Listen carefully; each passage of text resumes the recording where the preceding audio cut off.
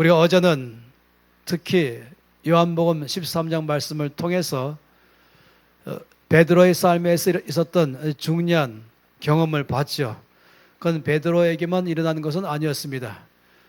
가장 가까웠게는 이제 사도 바울도 그런 경험을 했던 것이고, 그리고 이것은 또한 베드로의 경험, 또 바울의 경험, 또한 저와 여러분의 경험인 것입니다.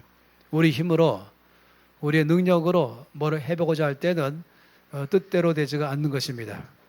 그러면 자칫 잘못 생각하면은 하나님을 원망할 때가 또 있기도 하죠. 또는 나 자신이 뭔가 잘못했나 또 자기를 정죄감에 빠지는 것입니다. 어제 말씀 보면서 아주 명확한 사실을 알았던 것이에요. 어제 봤던 도표를 기억하시죠? 뒤에 나오나요? 칠판이 아직 안 나오네. 네, 나왔어요. 네.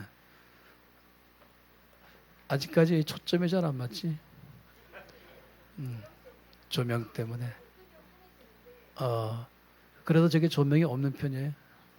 저거는 조명이 아니고 오래 낡아서 그런 거예요. 집사님 어떻게 좀 해보소. 우리 장로님 같이 두 사람이서 해갖고 제가 잘 알고 있어요. 기도 전 목사님 맞죠? 좀 말해보소. 어제 우리가 봤던 것은 이 베드로의 삶에서 있었던 이 어이가 없는 일들. 그러나 이것은 우리가 어제 또한 똑같은 경험했던 사람은 바울이었죠. 바울의 삶 속에서 말하는 것은 도무지 나는 이해가 안 된다. 알지 못하겠다. 왜 내가 원하는 것은 행하지 아니하고 너무너무 기가 막히게 내가 미워하는 것, 왜 그것을 내가 살아가느냐.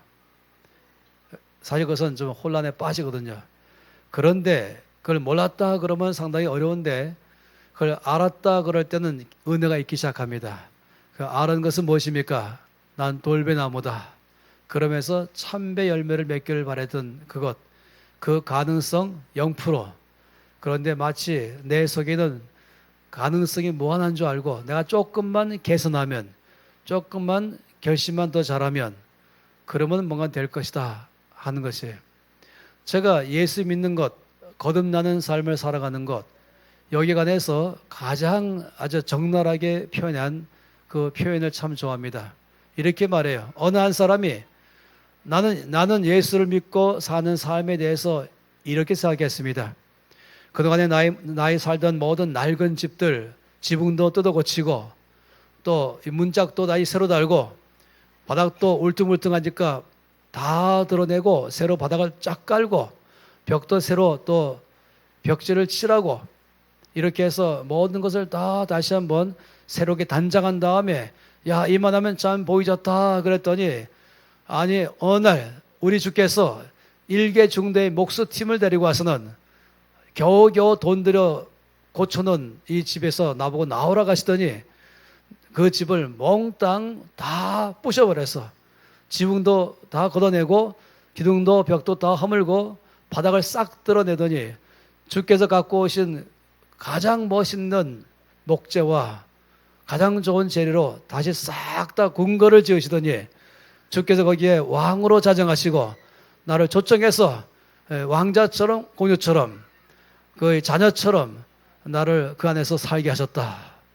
전 이것을 이렇게 말하는 한 사람의 고백 듣고 정말로 예수 믿는 삶이 무엇인지를 정확하게 아는 사람이구나. 예수 믿고 사는 삶은 개선된 삶이 아닌 것이에요. 지나간 삶을 조금 더 바꾸면 되는 것이 아닌 것이에요. 수정, 보완하는 것이 아닌 것입니다. 세상은 그렇게 살아가는 것이 곧 뭔가는 종교인답게 산다 할지 모르지만은 예수 믿는 삶은 그 자를 완전히 새로 거듭나는 것입니다. 성령으로 거듭나는 것입니다. 이전 것은 지나갔으니 보라 새 것이 되었도다. 새로운 피조물이라. 이것이 바로 믿는 자의 삶인 것입니다. 육으로 난 것은 육이요라고 말씀했어요. 아무리 육체 가운데 조금 개선, 보완, 수정한다 할지라도 육인 것이에요.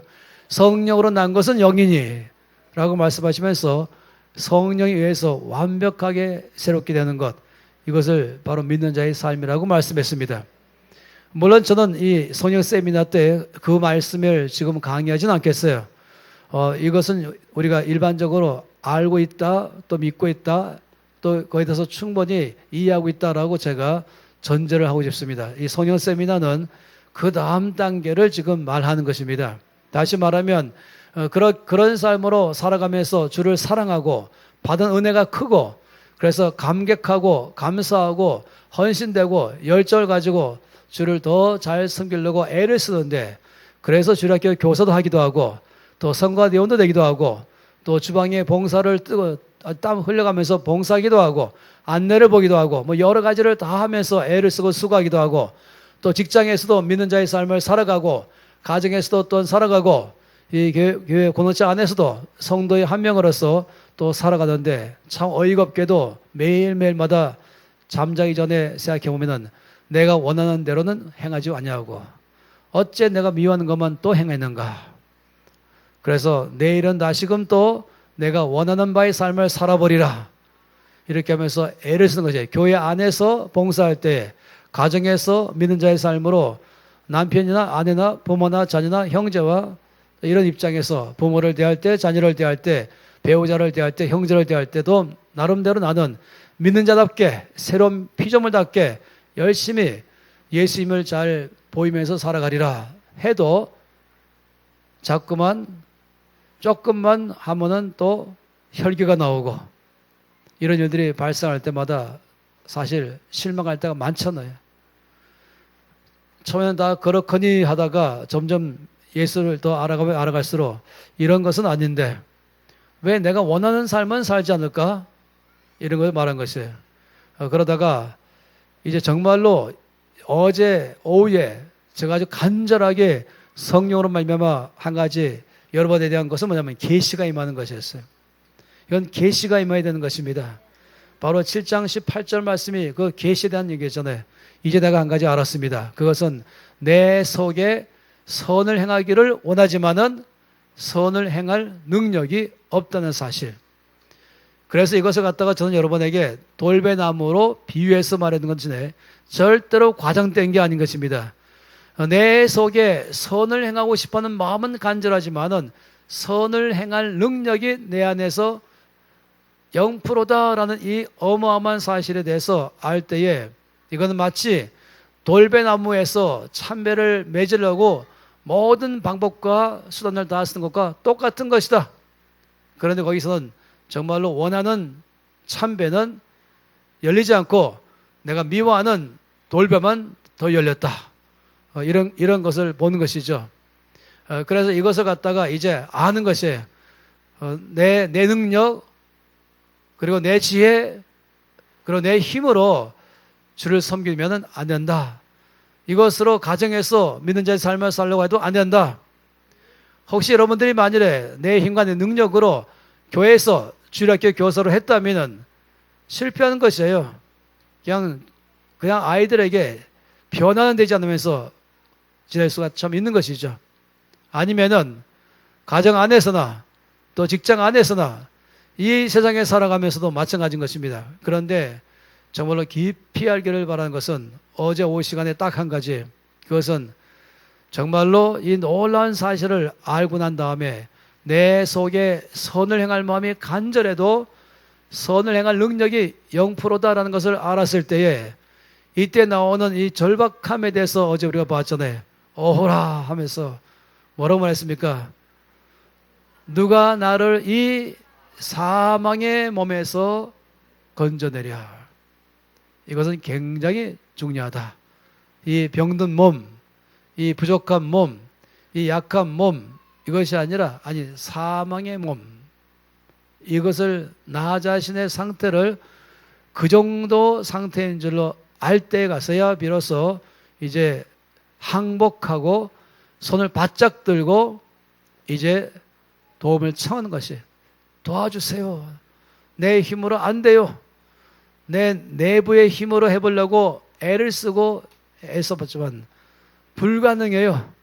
이제 외부에서부터 나를 도와줘야만 돼요. 이것이 바로 은혜의 시작인 것입니다. 그때부터 주께서 이제 역사하기 시작하는 것입니다. 우리가 어제 거기까지 말씀을 함께 보면서 그럴 때부터 이제 본격적으로 선생님께서 우리 가운데 역사하신다 하는 말씀을 여러분에게 드렸던 것입니다. 여러분, 수영 못하는 사람이 갖고 있는 가장 큰 소원은 무엇입니까? 물에 뜨는 것입니다. 물에 뜨려고 손발을 막 휘저으면은 너무나 안타깝게도 다시 엉덩이부터 쭉 가라앉기 시작하는 것이에요. 또 다시 뜨려고 막 애를 쓰면은 다리도 가라앉는 것이에요. 수영자로는 여러분이 옆에서 보다 못해서 드디어 한마디 해준 것이 있습니다. 그게 무엇입니까? 물에 뜨려면 어떻게 됩니까? 힘 빼야 된다. 그런데 수영 못하는 사람은 그 말을 못 알아들어요. 힘 빼면은 가라앉을 줄 아는 것이에요. 놀랍죠? 그냥 물 없는 데서는 힘 빼면은 쓰러지거든요. 그런데 물 속에서 힘 빼면 떠올르는 것이에요. 여기서 힘 빼면은 넘어진거든요. 이건 바로 중력의 법칙에 의해서. 근데 물 속에서 힘 빼면 떠오르는 것이에요. 무슨 법칙에 의해서? 부력의 법칙. 물 속에서 힘 빼면 중력의 법칙이 아니라 부력의 법칙이 나에게 역사하는 것입니다. 이것이 굉장히 큰 차이점이에요. 이것을 우리가 이해할 필요가 있습니다. 이 중력의 법칙과 부력의 법칙, 이 두 개의 법칙은 전혀 맞나요? 부력 맞죠? 맞나요? 네. 의 법칙. 이 두 개는 다 법칙이에요. 예를 들어서 이제 여러분이 이 물에다가 뭐랄까요? 이 마이크를 갖다가 딱 놓으면은 물 속으로 쑥 가라앉습니다. 그건 바로 부력의 법칙이 놀랍게 작동하는 것이에요. 그런데 이걸 이 마이크를 놓기 전에 거기다가 넓은 판자를 놓습니다. 판자 위에다가 이 마이크를 놓으면 안 가라앉아요. 왜냐하면 그 판자 넓어지면서 이 부력의 법칙으로 해서 받쳐버리는 것입니다. 그렇게 하는 것처럼 우리의 삶에서 물 속에서 내가 막 힘을 쓰면 놀랍게도 그때는 중력의 법칙이 작동하는 것이에요. 근데 힘을 빼면 놀랍게도 부력의 법칙이 작동하는 것이에요. 놀랍죠? 그래서 힘 빼 그러면은 수영 못하는 사람은 그 말을 이해하려면 조금 시간이 걸려요. 아마도 눈 딱 감고 그래 모르겠다. 한번 힘 빼보자. 그런 순간에 붕 떠버리니까 그 한 가지 아는 순간부터 이제 드디어 수영을 시작할 줄 아는 것이에요. 아, 힘 빼는구나. 힘을 쭉 뺀 다음엔 그 다음에는 손만 조금 움직여도 쭉 앞으로 나가기 시작하거든요. 수영을 해도 힘이 안 드는 것이에요. 내 힘으로 뭐 막 하면 또 힘들죠. 그래서 수영하면서 가장 큰 것은 이 부력의 법칙에 의해서 수영하는 것입니다. 제가 이때까지 본 바에 의하면 수영을 제일 잘하는 사람을 한 사람 만났어요. 그 사람은 김미진 간사님입니다. 얼마큼이냐면 24시간은 물속에 살아요. 물속에만 있으면 24시간도 살 수 있는 사람이에요. 그리고 이제 하와이에 우리 두 사람이 집회하러 가면서 또 이제 거기에 정원석 장로님, 남편, 그 다음에 이지영 간사님, 우리 4명이 같이 갔습니다. 모든 집회를 마치고 제가 보너스를 주기 위해서 이제 제가 알고 있는 목사님을 통해서 이 태평양 한가운데가 하와이가 있잖아요. 그 가운데 또다시 또 미 해군 기지가 있지 않습니까? 미 해군 기지를 통과한 다음에 거기는 일반 사람은 갈 수 없는 것이에요. 쭉 배 타고 나가면은 그 태평양 한가운데에 놀랍게도 사방 1.6km 정도가 모래가 있어요. 섬은 아니에요. 겉으로는 다 그냥 바다인데 모래가 밑에 쭉 깔리는데 거긴 그 안에 있으면은 다 이 가슴밖에 안 나요. 근데 사실 은 산호섬이에요. 산호섬 아시죠? 이렇게 산호섬입니다. 근데 이 위에가 한 1마일, 그러니까 1.6km 정도가 전부 모래로 바닥이 있으면서 거기에는 사람이 이 가슴이나 아무리 많아요. 목까지 정도밖에 안 옵니다. 수영하다가 아무도 없어요. 우리 교회밖에 없죠. 거기는 미 대통령이 휴양하러 온다는 곳입니다. 이제 그러다가 이제 다시 보트를 타고 그 1마일 끝으로 갔어요. 그 어디냐 아시죠? 밑에 태평양에. 그러니까 아주 엄청 깊은 곳이죠. 깜깜해서 안 보이는 것이에요. 딱 보니까 열대가 거의 쫙 붙어있는 밑으로. 제가 밑에 보는 순간 끝이 안 보이니까 바로 무서워서 이리로 들어왔습니다. 그런데 전혀 무서워하지 않는 한 사람, 김미 간사님 그냥 안으로 들어가 버린 거예요. 뭐 구명조끼도 안 입고 자기는 100m 밑에도 그냥 들어간대요. 한 200m라도 그냥 들어간대. 그러면서 먹을 것 달라 그러고 있으면서 저를 잡으려고 그러고 제가 기겁을 해갖고 안으로 들어와 버렸습니다. 그런데 이 수영을 할 때 보면은 수영을 못하는 사람들은 자꾸만 자기 힘으로 뜨려고 하고 그래야만 되는 줄 아는 것이죠. 힘 써야 되는 줄로. 그런데 참으로 힘 딱 빼는 순간에 그러면 붕 뜨고 손만 조금 움직이면 앞으로 나가기 시작하는 것입니다. 영적인 면에서 똑같습니다. 영적인 면에서 이 두 가지 중력의 법칙과 부력의 법칙에 대한 이해를 갖기 시작한다면 정말로 성령 안에 사는 법을 배울 것이에요. 이 성령 안에 힘 빼는 법, 이게 참 중요합니다. 저는 지난 주일부터 금요일까지 말씀드린 것처럼 중국 남부지방에 갔다 왔습니다. 중국인들에게 말씀을 전했었죠. 그리고는 이제 맨 끝나는 날 이제 거기 모인 모든 분들을 위해서 이제 안수기도를 했습니다. 안수기도를 하면서 안수기도 하다가 우리 두 사람이 중단해 버렸어요. 왜냐하면 머리에 딱 손 얹으면은 일반적으로 그 사람이 영적 상태가 금방 다 스캐닝 되거든요. 그런데 놀랍게도 몽땅 돌이에요, 돌. 머리가 돌이라니까요. 엄청 딱딱하고 하나님 역사가 안 일어난 거예요. 왜 그러냐? 제가 이해가 다 돼요. 그 땅 안에서 믿는 자의 삶으로 사는 것이 늘 긴장이고, 그리고 또 거기서 자기 힘으로 또 살아가려고 애를 쓰는 것 또한 긴장이고, 제가 일반적으로 보니까 이 해외에 있는 이 한국인들, 그러니까 제미, 뭐 동포, 제1교포, 아니면 뭐 호주나 거기에 있는 한인들 위해서 기도할 때 보면은 한국 안에 있는 사람보다는 훨씬 더 머리가 무겁습니다. 그런데 이 지난주처럼 그렇게 딱딱한 사람들은 생애 처음 봤습니다. 이러다가는 기도 시간만 너무 낭비하겠다 싶어가지고 중간에 멈추고 전신으로 다 조합이 나가는 가졌습니다. 정말로 이 사람들에게 힘 빼십시오라고 말하면 그 말을 이해를 못하는 것이에요. 염려를 주께 맡기세요, 그 말도 이해를 못하는 것입니다. 내 짐을 여호와께 맡기라, 그 말도 이해를 못하는 것입니다. 성령 안에서 힘 빼세요, 그 말을 이해를 못합니다. 그게 참 어려운 것이죠. NCMN 훈련 받으신 분이 이 중에 계실 것입니다.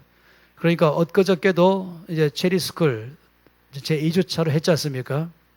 그러면 이제 350명 정도 학생하고 간사 150명 해서 쭉 하는데 늘 예배 시간 중에서 특별한 제목으로 여기 해당하는 사람들은 무대 위로 올라오도록 하게 하셨습니다. 그 무대 위에는 한 100명가량이 쭉 설 수 있는 그런 무대예요. 그런 놈이 기도하면은 특히 체리스쿨에 오신 분들은 재정학교를 통과한 다음에 오신 분들이 95%입니다. 그러니까 이미 성령 안에서 어떻게 사는 줄 알면서 온 사람들이에요. 그러니까 이미 힘 빼는 법을 알고 성령의 능력으로 사는 법을 조금씩 알고 있는 사람들이어서 아주 굉장한 차이를 느꼈어요. 불과 하루 전에 중국 남부지방에서 기도했던 사람들하고는 너무 다른 사람들이에요. 그러니까 거의 대부분 100명 중에서 98명은 다 성령 안에서 주께서 새 힘을 불어넣어 주신 것이죠. 힘을 빼고 주께 맡겨드리고 주를 의지하니까 주께서 그 영혼 깊이까지 역사하기 시작하는 것입니다. 내 힘으로 하지 않고 주께 맡기는 것이에요. 저는 이번 기간이 짧은 나흘이잖아요. 제가 말하는 것은 시간적으로도 너무 짧아요. 제가 오늘도 고민을 많이 했습니다. 10시 전에는 마치고 싶은데 60분 강의하고 쉬었다 60분 강의하면 분명히 10시 반 될 거고 50분 강의하고 쉬었다 할 것인가 하다가 아예 그냥 90분 연달아하고 한 9시 40분에 끝내겠다. 이게 낫겠다 라고 좀 생각을 했어요. 괜찮겠습니까? 네.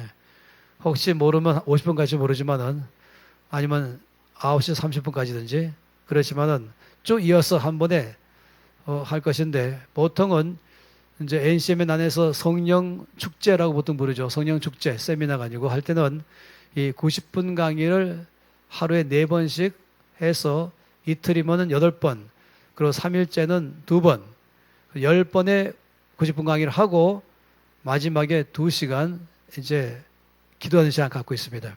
대체로 그렇게 마치죠. 그러다 보니까 여기는 90분 강의를 좀 4번 하는 것이에요. 그러니까 제가 지금 굉장히 엑기스로 해갖고 중요한 걸 툭툭 해서 여러분에게 다 이해를 시키려고 하는 것이 아니라 가장 중요한 것을 꽉 잡기를 지금 바라고 있습니다. 그래서 이 중력과 부력 이해를 하면 참 좋겠습니다. 내가 힘을 뺄 때 선생님께서 내 안에서 역사하신다. 이거 참 쉽지 않지만 힘 뺄 때 물에 뜨는 것처럼 내 힘을 뺄 때는 나는 영적 부력의 법칙에 들어가는 것입니다.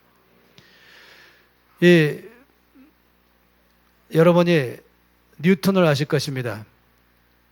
뉴턴이 발견한 법칙이 뭡니까?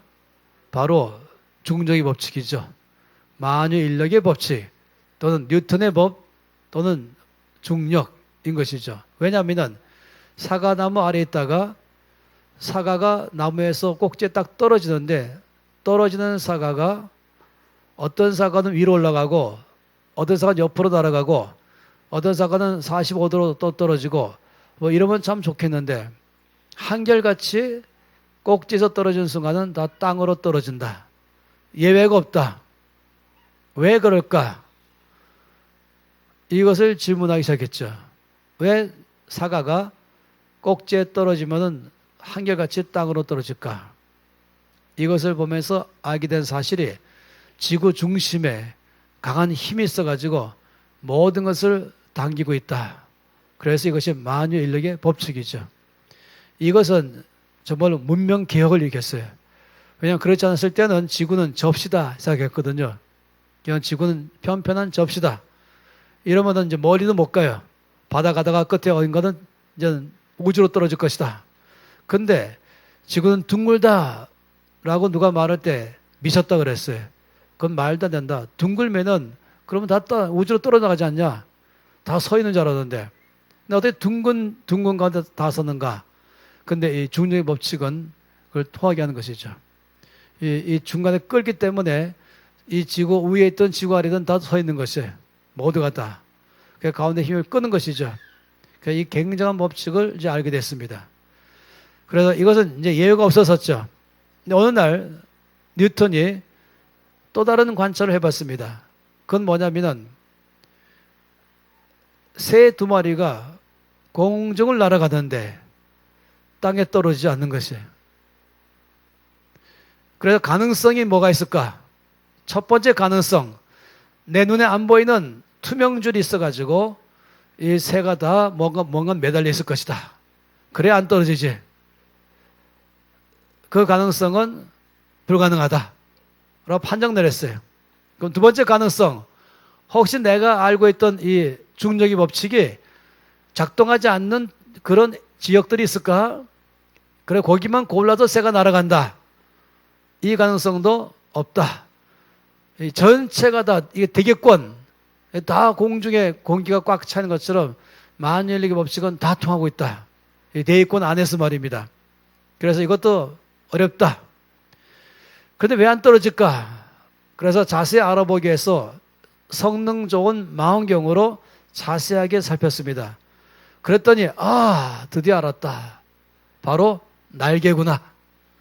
날개로 계속해서 안 떨어지고 있구나. 그런데도 안 떨어지려고 끝없이 새가 파닥거리다 보니까 자세히 또 보니까 힘들어서 얼굴에 땀이 막 난다. 이것도 발견했어요. 이 새가 날아가다가 너무 잡아당기는 중력과 안 떨어지려고 날개로 계속 서서 날다 보니까 너무 피곤하고 힘들어서 땀이 뻘 흘리다가 안 돼서 드디어 나뭇가지에 앉았습니다. 나뭇가지에 앉아있는 새에게 뉴턴이 인터뷰를 했습니다. 어떻게 해서 이렇게 이 중력의 법칙, 만연력의 법칙에 당기는 이 힘을 극복할 수 있었습니까? 안 떨어지고 말입니다. 비결이 무엇입니까? 이랬더니 이 새가 답변을 뭐라고 했을까요? 장로님. 앞에 앉아 계시면 특권이 있습니다. 내일도 앉아 계시면 제가 질문 또 하겠습니다. 참새나 새나 다. 아니, 어떻게 해서 이 끝없이 당기고 있는 만유 인력의 이 파워에서부터 잘 버티고 날아갈 수 있었습니까? 비결이 무엇입니까?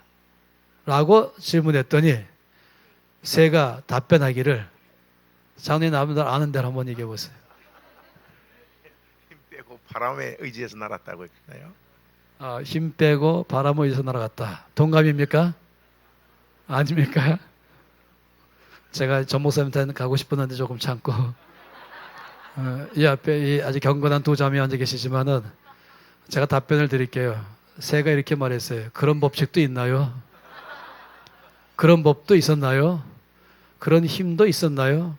한마디로 말하면 새가 공중을 날아다니고 있을 때 아래에서부터 나를 당기고 있다는 것에 대해서 그 힘을 조금도 느끼지 않았습니다. 왜 그런지 아십니까? 그거는 새는 이 만유인력의 법칙을 더 능가할 수 있는 또 다른 법 아래에서 살고 있습니다. 이것이 바로 생명의 법인 것입니다. 그것이 새가 갖고 있는 법칙 아래 사는 것이에요. 그러니까 제가 말씀드렸잖아요. 만유인력의 법칙이 다 있지만은 물 속에서 사람이 힘 빼면은 만유인력의 법을 보다 더 강하게 당기지 않고 뜨게 만드는 부력의 법이 있다. 이 중력보다도 더 상위에 있는 것이 바로 부력의 법인 것입니다. 그런 새로운 법칙 안에 이 땅에서 잠기고 있는 이 법보다 더 높은 법 아래서 새가 날기 때문에 피곤하지가 않은 것이 마음대로 자유자재로 그 법 아래에서 사는 것입니다. 참 놀라운 법칙인 것이죠. 그래서 이 중력의 법보다 더 이것을 이기는 법은 바로 부력의 법칙이다. 이 법은 법칙의 주말이죠. 오늘 어디 갔어요? 우리 대법관님, 홍선일 대법관님, 야간 수업이 있어서 오늘 같은 날은 수업 빼야지. 권사님 안 그래? 장로님 어떻게 생각하십니까? 홍씨 중에서 그런 사람 다 있네. 홍선일 대법관 제가 미리 부르고 있습니다. 그냥 법관이 아니고 판사 말고 대법관 하려면. 그런데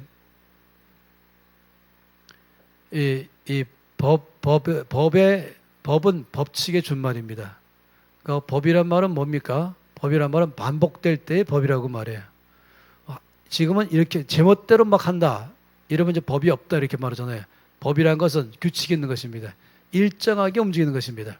그래서 법칙 그러면은 예외가 없을 때를 말할 때 쓰는 것이에요. 반복되고 있을 때, 같은 일들이 반복될 때. 그래서 중력의 법칙, 또 부력의 법칙 이렇게 말하는 것입니다. 그러니까 우리 삶 가운데 자세히 관찰해 보면 이와 같이 한 가지는 먼저 내 힘으로 아무리 주를 잘 섬기려고 애를 써도 그거는 마치 첫째 돌배가 참배를 맺으려고 아무리 애를 써도 불가능한 것처럼, 또 사과가 꼭지에서 떨어지는 순간에 밑에서 당기는 그 힘에 끌려가지 않으려고 사과가 무지 애를 써도 속수무책으로 자기가 아무리 힘을 써도 이 당기는 중력의 법칙에 사과는 자기 힘은 영향력은 0%예요. 0%. 그러니까 100%의 힘에 그냥 끌려가는 것이죠. 이걸 어제 제가 말씀드렸다면, 그런데 그런 법만 있는 것이 아니라 우리가 만일에 다른 법 아래 살아간다면, 물속에서 내 힘으로 살아가려고 하면은 중력의 법에 그냥 끌려가지만, 물속에서 내 힘을 빼버리면 또 다른 법 아래로 내가 옮겨져서 중력의 법으로 옮기는 것처럼, 놀랍게도 참새는 어찌하여서 안 떨어지는가 하니까 참새는 또 다른 법 아래 살고 있는 것입니다. 이것이 놀랍기라는 것이에요. 이걸 좀 이해를 다르게 또 해볼게요. 어느 한 사람이 고소를 당했는데 어이가 없게도 그 고소는 너무나 억울하게 당했어요. 그리고 결과적으로 이 지방법원 판사가 내린 판결문은 사형이었습니다. 그러니까 이 사람은 너무너무 억울한 거예요. 그래서 다시금 유능한 변호사를 다시 고용해서 자기의 모든 사항들을 다 살펴보기 위해서 고등법원에 이제 항소했죠. 그러면서 모든 증거를 다 내가면서 나는 아무런 그렇게 이걸 억울하고 사실이 아닌 것을 다 증명해서 이제 제출했습니다. 그래가지고 고등법원 판사가 전체를 다 심리한 다음에 마지막으로 내린 판결은 뒤집어 엎었어요. 무죄라고 했어요. 지방법원은 판사가 사형, 그런데 고등법원 판사가 무죄라고 말했습니다. 이 지방법원에서 사형 선고받았던 이 사람이 고등법원에서 무죄라고 선고받으니까 이 사람이 순간적으로 너무 당황했어요. 너무 당황해서 자기를 도와준 변호사를 붙잡고 변호사님 어찌하죠? 하면 좋죠. 지방법원 판사는 사형이라고 말했고 고등법원 판사는 무죄라고 말했는데 제가 어느 법을 따라가면 좋을까요? 혼란이 생깁니다. 이런 사람 봤어요? 어떻게 됩니까? 무죄라고 말하면서 어떻게 됩니까? 할렐루야! 드디어 나는 억울함을 다 풀렸다. 드디어 나는 자유하다. 할렐루야! 했죠. 이 엄청난 기쁨. 그 기쁨을 가지고서 고등법원 법청은 이제 뭐죠? 뭐라고 하죠? 법정에서 딱 나가서 문 밖에 나가니까 복도가 있잖아요. 복도를 쭉 걸어가는데 저 앞에서 그 지방법원 판사가 걸어오는 것이에요. 순간적인 두뇌에 빠져가지고 다시 고등법원 법정으로 도망가 들어갔어요. 만나면 내가 사형 받을 것 같아서. 맞습니까? 그럼 바보 어디 있습니까? 지방법원 판사가 걸어오고 있으면은 이 사람은 도망가는 게 아니라 그 앞으로 뚜벅뚜벅 걸어가서 악수를 쳐가면서 아주 만만한 미소가 띄면서 아세요? 드디어 제 억울함이 다 벗겨졌습니다. 당신은 저를 사형 선고 내렸지만은 고등법원에서 제 모든 누명을 다 벗기고 전 무죄 판결을 받았습니다. 하면서 그 사람 앞에서 여유를 가지고 미소를 지으면서 그냥 악수할 수 있는 것이 바로 이 법의 힘인 것입니다. 지방법원의 판결과 고등법원의 판결 어느 법이 더 센가? 바로 고등법원의 법인 것이 상위의 법이죠. 마찬가지인 것이에요. 우리가 일반적으로 살아갈 때 내 힘으로 내 육체로 주를 사랑하고 있지만 베드로처럼 열정이 있지만은 내 힘과 내 열심으로 살아가면은 우리 모두는 마치 지방법원 판결처럼 끝없이 그냥 실패로 돌아가는 것입니다. 내가 아무리 원해도 나의 삶의 결과는 실패입니다. 그런데 또 다른 법 아래가 살게 되면은 놀랍게도 그 법을 넘어서 버리는 것이 있어요. 그래서 이것을 갖다가 말하기를 하나는 중력의 법이다 라고 말한다면 또 하나는 부력의 법이다 라고 여러분에게 설명해 드린 것입니다. 그러면 로마서 8장 말씀을 보도록 하죠.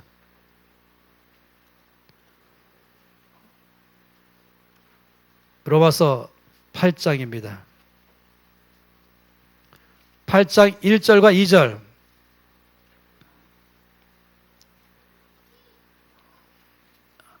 다 함께 로마서 8장 1절과 2절 말씀을 소리내서 읽겠습니다. 그러므로 이제 그리스도 예수 안에 있는 자에게는 결코 정죄함이 없나니 이는 그리스도 예수 안에 있는 생명의 성령의 법이 죄와 사망의 법에서 너를 해방하였습니다. 여기 보세요. 두 개의 법이 있어요. 하나는 뭡니까? 생명의 성령의 법. 생명의 성령의 법. 또한 뭐라고요? 죄와 사망의 법. 다시 말하면 내 힘으로, 내 지혜로, 내 방법과 내 열심과 내 노력으로 무엇인가 주를 섬기려고 애를 쓰거나 또 믿는 자답게 살려고 애를 쓸 때는 어이가 없게도 나는 그냥 한 법칙에 맥없이 끌려간다. 이게 바로 죄와 사망의 법입니다. 그런데 우리가 힘을 뺐을 때에 물에 뜨는 것처럼 내가 성령께 항복하고 성령이 나를 역사하실 때 내 안에서 성령께서 작동하기 시작할 때 그때는 나는 다른 법 아래로 옮겨버리는 것입니다. 바로 생명의 성령의 법인 것입니다. 그럴 때는 놀랍게도 죄와 사망의 법에서 도저히 못 벗어던 내가 해방을 받게 된 것이에요. 이게 참으로 놀라운 것이죠. 이건 영적인 비밀인 것입니다. 이건 우리가 신앙생활에 있어서 이것을 아는 순간부터는 안식을 갖게 되는 것이에요. 진정한 안식이란 주일날 쉬는 걸 말하는 게 아닌 것이에요. 진정한 안식이란 내 힘을 다 빼고 제 능력으로 매일매일마다 매 순간 살아갈 때 그 안식을 맛보게 되는 것입니다. 이 의미가 뭔지를 아는 분들이 이 가운데 계실 것이에요. 그런데 이 의미를 다 알기를 바란 것입니다. 그럼 그때부터 그 사람의 삶은 한마디로 말하면 뉴 디멘션, 새로운 차원의 삶을 사는 것입니다. 차원이 달라진다니까요. 그냥 옛날에 도스에서 뭐 도스 2.0, 도스 3.0 이러다가 한순간 혁명이 일어났죠. 어디 뭘로? 아세요? 윈도우로 바뀐 것입니다. 도스와 윈도우는 어마어마한 것이에요. 이건 마치 뭐와 똑같은 거냐면 애벌레와 뭐라고요? 나비. 애벌레와 나비 아세요? 애벌레와 나비 어마어마한 차이인 것입니다. 애벌레는 이 나비 보고 야 네가 나비 되기 전에 모습을 한번 볼래? 하면서 애벌레 보여주면은 뇌고시 보여주면은 충격받을 거예요. 내가 저렇게 색깔도 없고 모양도 없고 뭣도 없는 저런 애벌레가 나였단 말이냐? 안 믿을 거예요. 이것은 굉장한 벼다처럼. 또 사방이 많이 볼 수 있죠. 제가 제일 좋아하는 게 맨드라미 꽃인데 맨드라미 씨 아세요? 크기가 잘못하면 안 보여요. 약간 노안이 계신 분은 안 볼 수 있어요. 이것이 땅속에 들어가는데 조그마한 검은 이 작은 씨앗이 땅속에 들어가도 죽어버리더니 반드시 죽어야 돼요. 모든 씨앗은 땅속에 들어가서 죽어야 됩니다. 근데 죽으면 이게 놀라우죠. 죽으면 그 생명이 나오기 시작해서 쓱 올라가서 싹이 나고 그 다음엔 쭉 줄기가 올라가더니 그 다음에는 잎도 나오고 꽃도 피더니 아니 맨드라미 꽃이 그렇게 크게 그렇게 예쁘게 피어난다. 맨드라미가 혹시 말할 수 있다면 네가 이 꽃되기 전에 모습이 어떤 모습인지 아냐?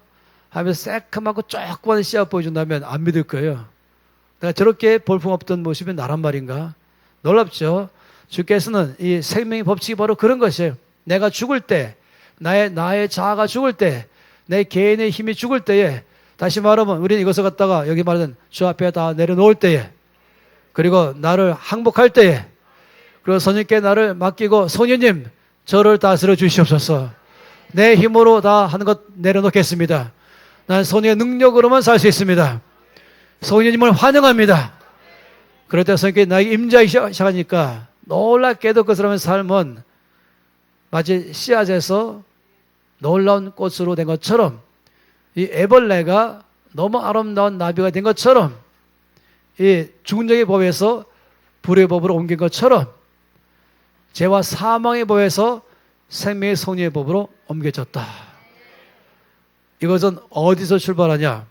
이 출발은 나는 주를 사랑하지만 더 헌신된 삶을 살고 싶지만 순종의 삶을 살고 싶지만 내 힘으로 하고 내 열심과 내 노력과 방법으로 애를 썼는데 정말로 실패를 계속해서 맛본 것을 이제 인정한 사람 그리고는 이제 왜 그런지를 그 다음에 알았는데 내 육체로는 마치 난 돌배 같아서 내 스스로는 참배를 맺을 능력이 0%고 나는 내 속에 선을 행하고 싶은 마음은 있지만 선을 행할 능력은 0%다는 사실을 아는 순간 그래서 나 자신을 볼 때에 나는 부족합니다가 아니고 나는 연약합니다도 아니고 나는 병들었습니다도 아니고 나는 죽었습니다.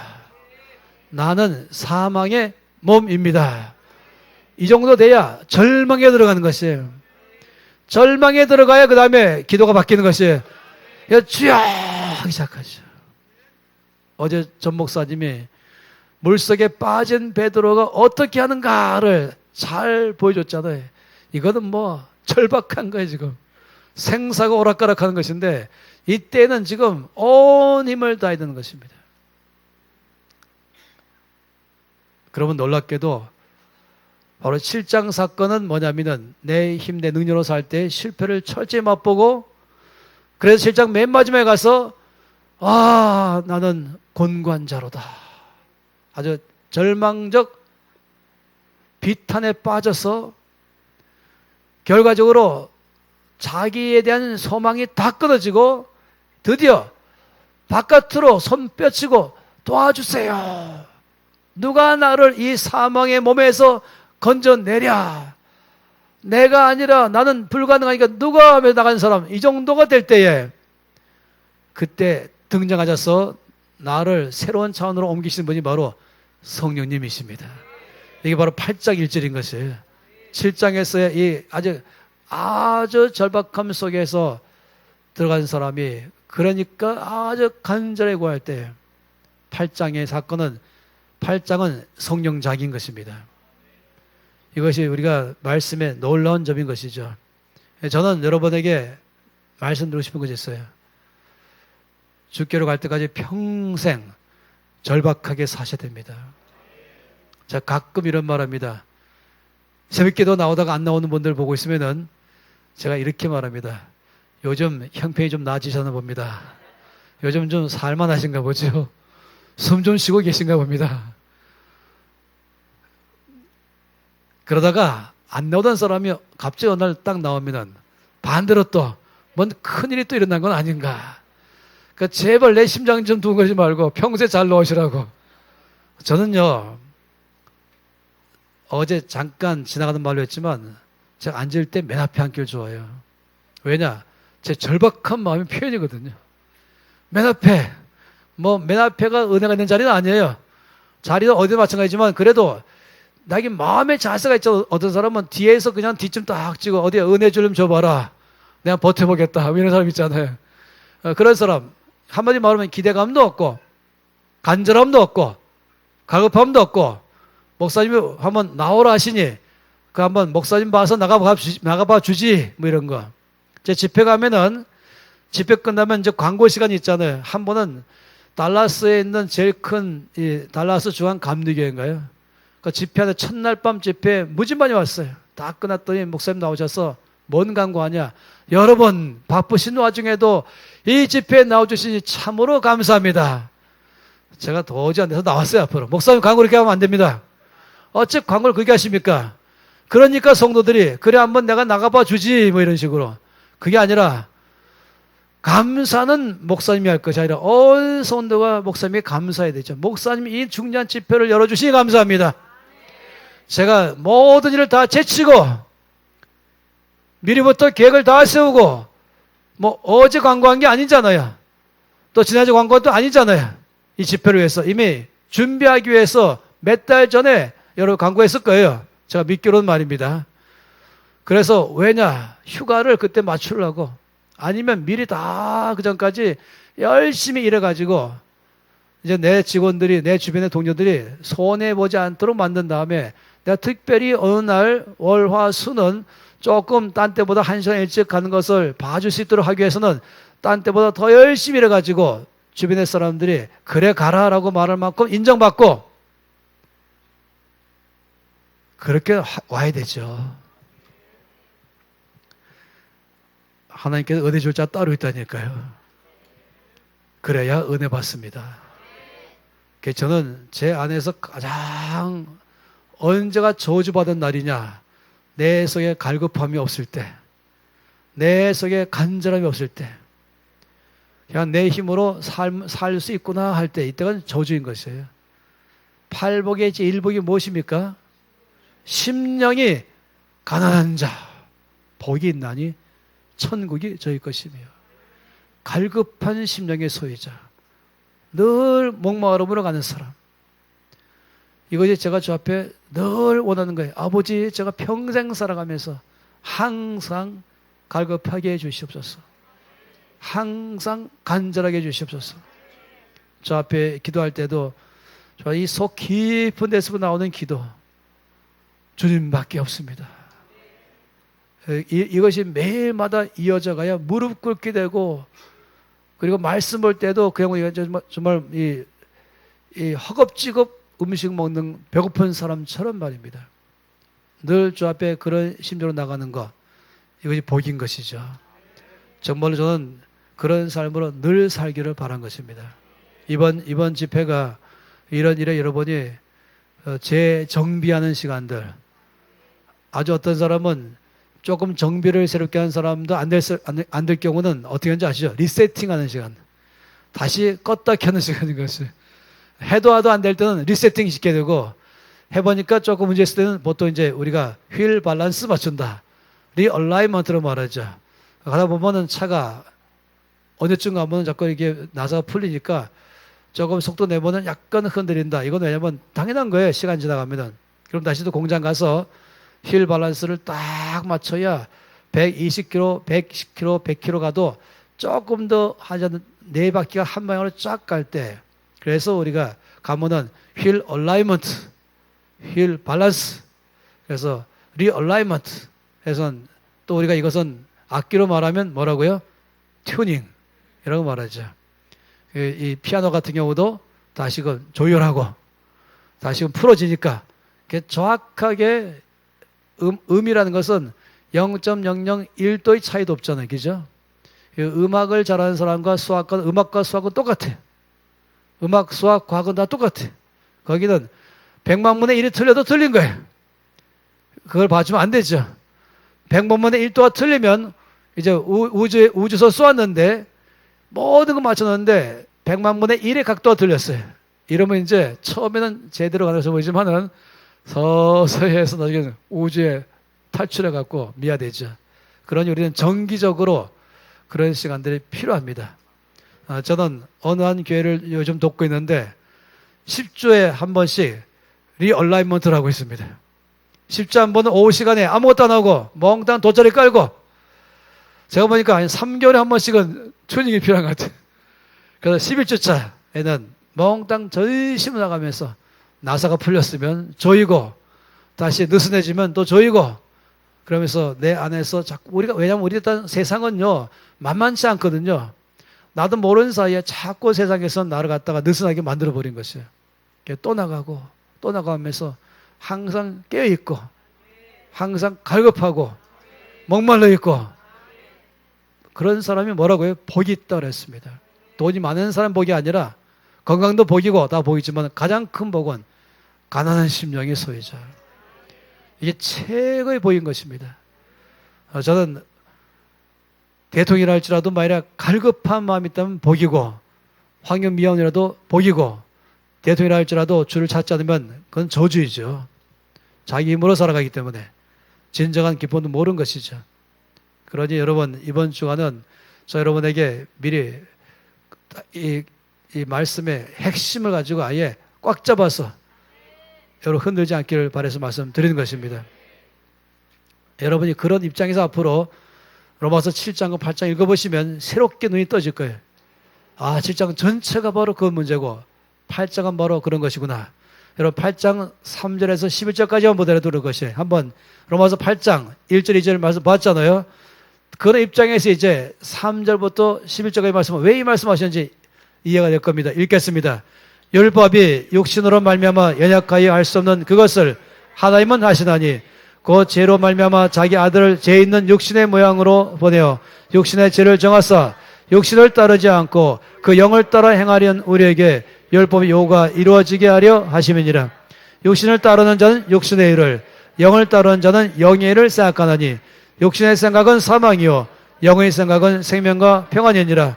육신의 생각은 하나님과 원수가 되나니 이는 하나님의 법에 굴복하지 아니할 뿐 아니라 할 수도 없음이라. 육신에 있는 자들은 하나님을 기쁘시게 할 수 없느니라. 만일 너희 속에 하나님의 영이 거하시면 너희 육신에 있지 아니하고 영에 있나니 누구든지 그리스도의 영이 없으면 그리스도의 사람이 아니라. 또 그리스도께서 너희 안에 계시면 몸은 죄로 말미암아 죽은 것이나 영은 의로 말미암아 살아있는 것이니라. 예수를 죽은 자 가운데서 살리시니 영이 너희 안에 거하시면 그래서 예수를 죽은 자 가운데서 살리신 이가 너희 안에 거하시는 그의 영으로 말미암아 너희 죽을 몸도 살리시리라. 아멘. 여기 영은 성령을 말하는 것입니다. 성령은 하나님의 영, 예수의 영 이렇게 말하기도 하는 것이죠. 그래서 육신으로는 여기 8절에 결론 내린 것이 육신에 있는 자들은 하나님을 기쁘시게 할 수 없다.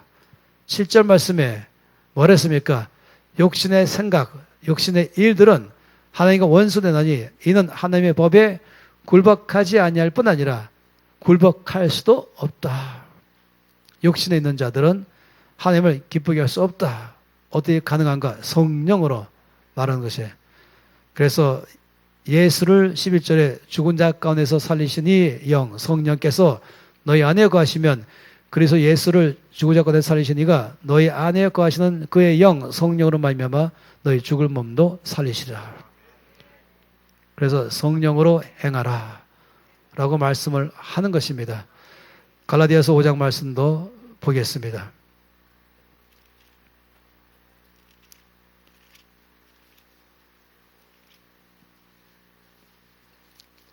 (5장) 16절부터 18절까지 갈라디아서 5장 16절에서 18절까지 읽겠습니다. 내가 이르노니 너희는 성령을 따라 행하라. 그러면 육체의 욕심을 이루지 아니하리라. 육체의 소욕은 성령을 거스르고 성령은 이 둘이 서로 대적하므로 너희가 원하는 것을 하지 못하게 하려 함이라. 너희가 만일 성령이 인도하시는 바가 되면 율법 아래 있지 아니하리라. 이 말씀을 여러분이 조금은 이해했을 것입니다. 성령을 따라 행하라. 16절 말씀. 그리하면 육체의 욕심을 이루지 아니하리라. 이 말씀이 무엇인지를 알 거예요. 그런 다음에 이 말씀을 다르게 또 18절에는 너희가 만일 성령의 인도하시는 바가 되면 성령께서 이끄시는 대로 이끌림 받을 안다면 성령의 코치를 받으며 손이 이끌림 안에 이끌림 받는다기 시작한다면 너희는 율법 아래 있지 아니하리라. 다시 말하면 내 힘으로 내 노력으로 내 방법으로 뭘 해보겠다는 것 다 멍땅 율법 아래 있는 것입니다. 그런데 성령으로 행할 때 가능하다라고 말씀했죠. 그러면은 이제 5장 19절에서 21절까지 말씀 읽겠습니다. 육체의 일은 분명하니 곧 음행과 더러운 것과 호색과 오상숭배와 주술과 원수 맺는 것과 분쟁과 시기와 분냄과 당지는 것과 불량과 이단과 술취함과 망타함과 또 그와 같은 것들이라. 전에 너에게 경계한 것 같이 경계하노니 이런 일을 하는 자들은 하나님의 나라를 유업으로 받지 못할 것이요. 이제 쭉 말씀하면서 5장 19절부터 21절까지 쭉 리스트 전체를 한마디로 제목이 뭡니까? 육체의 일. 이렇게 지금 말하고 있어요. 그런 다음에 5장 22절에서 23절까지 말씀도 이제 읽겠습니다. 오직 성령의 열매는 사랑과 희락과 화평과 오래 참음과 자비와 양성과 충성과 온유와 절제니 이 같은 것을 금지할 법이 없느니라. 여기 뭐라고 말했습니까? 성령의 열매 이렇게 말했습니다. 그러면서 그것이 어떤 것인지가 양쪽에 쫙 리스트로 말하고 있죠. 쭉 보면은 우리가 아는 게 뭐냐면은 육체의 일은 우리가 미워하는 것입니다. 이런 일은 우리가 미워하고 있는 것이에요.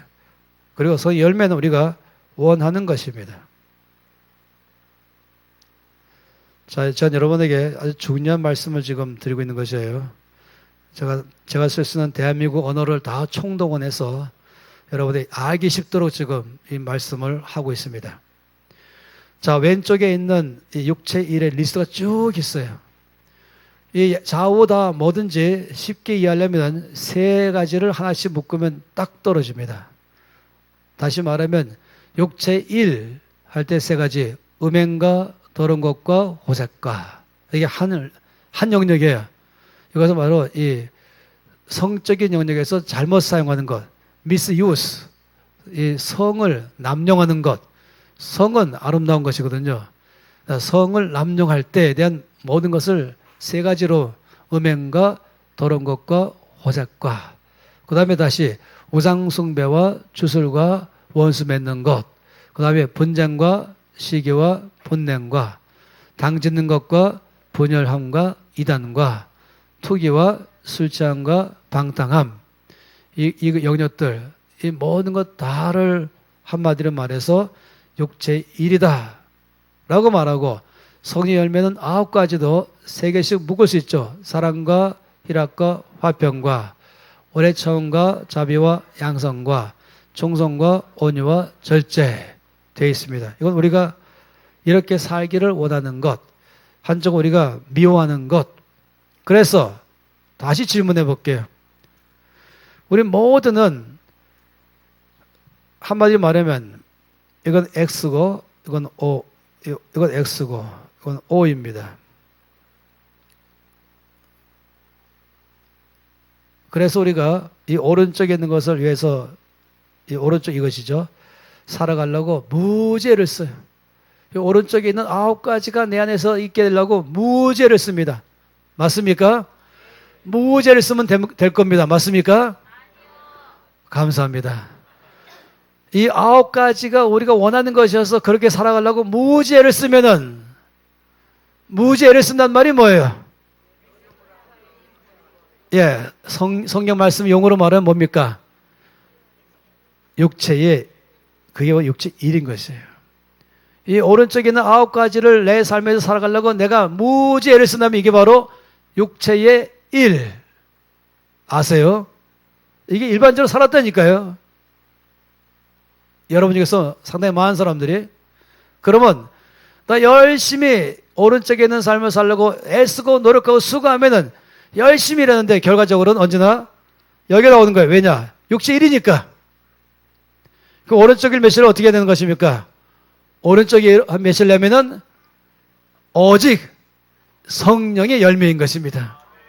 성령께 항복하고 성령께서 이끌린 대로 살아갈 때, 그 능력에 나를 맡김해서 나를 이끌라고 부탁할 때, 성령의 지배를 받을 때, 그때 내가 아니라 성령에 의해서 나를 이끌어갈 때는 그 결과는 성령의 열매인 것이에요.